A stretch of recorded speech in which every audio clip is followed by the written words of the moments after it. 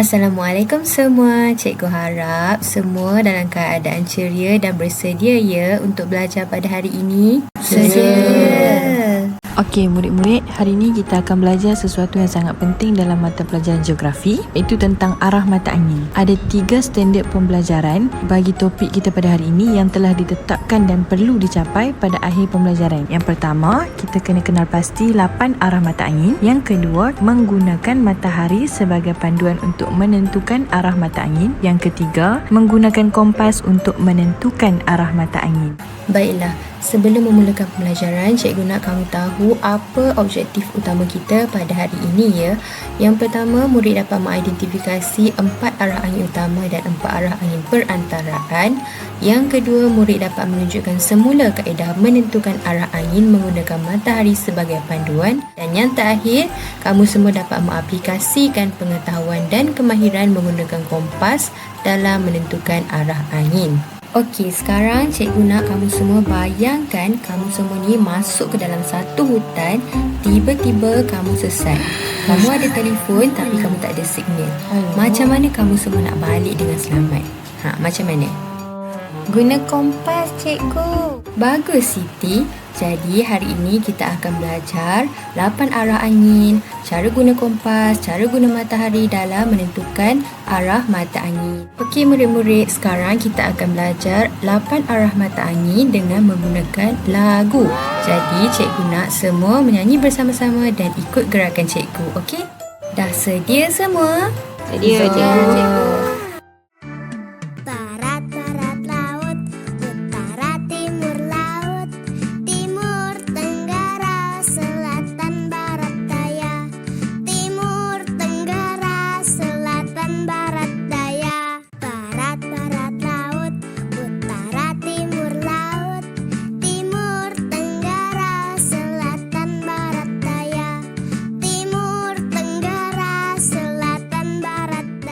Baiklah murid-murid, tadi kita dah belajar tentang 8 arah mata angin. Sekarang cikgu nak tunjuk satu alat yang sangat berguna kalau kita sesat di hutan atau nak cari arah dengan tepat. Agak-agak, alat apa yang cikgu maksudkan ini?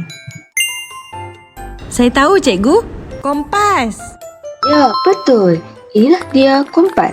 Alat kecil tapi sangat penting untuk tentukan arah di mana saja kita berada. Dalam kompas ini ada jarum magnet. Jarum ini istimewa sebab ia sentiasa menunjuk ke arah utara magnet. Bila kita tahu arah utara, kita boleh tentukan arah-arah lain seperti timur, selatan, barat dan juga 4 arah perantaraan seperti tenggara, barat laut dan sebagainya. Dari tempat saya berdiri, rumah itu terletak di arah mana ya?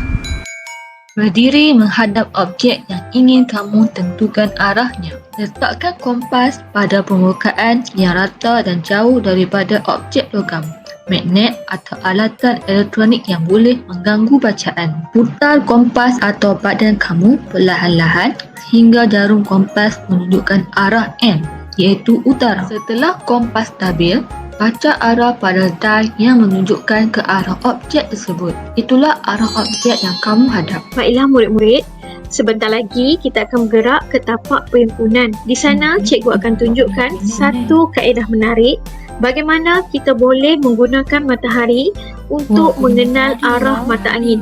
Jom murid-murid, kita belajar sambil memerhati langit. Baiklah murid-murid, jam sekarang menunjukkan pukul 11 pagi. Pada waktu ini, anggaran kedudukan matahari adalah di arah timur laut.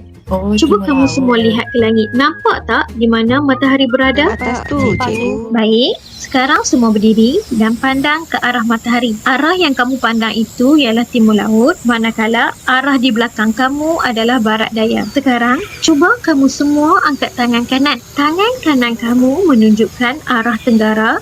Seterusnya, angkat tangan kiri pula. Itu menunjukkan arah barat laut. Mudah kan murid-murid nak kenal arah guna matahari? Baiklah murid-murid, sekarang cikgu nak setiap kumpulan pilih satu objek di sekeliling kamu. Contohnya, pokok, tiang atau bangunan sekolah. Selepas itu, gunakan kedudukan kamu yang sedang menghadap matahari tadi untuk tentukan arah objek tersebut. Fikirkan objek itu berada di arah mana. Cuba bincang dalam kumpulan dan catat jawapan kamu. Baiklah murid-murid, ini adalah kertas tugasan yang mengandungi QR code. Apabila kamu imbas QR code ini, kamu akan dibawa ke satu kuis Kahoot yang berkaitan apa yang kita belajar hari ini. Apa? Iaitu tentang arah mata angin. Kamu hanya perlu jawab kuis ini sebelum pukul 9 malam esok. Markah kamu akan terus direkodkan secara automatik. Jika ada sebarang masalah, boleh hubungi cikgu melalui Google Classroom kelas kita ya.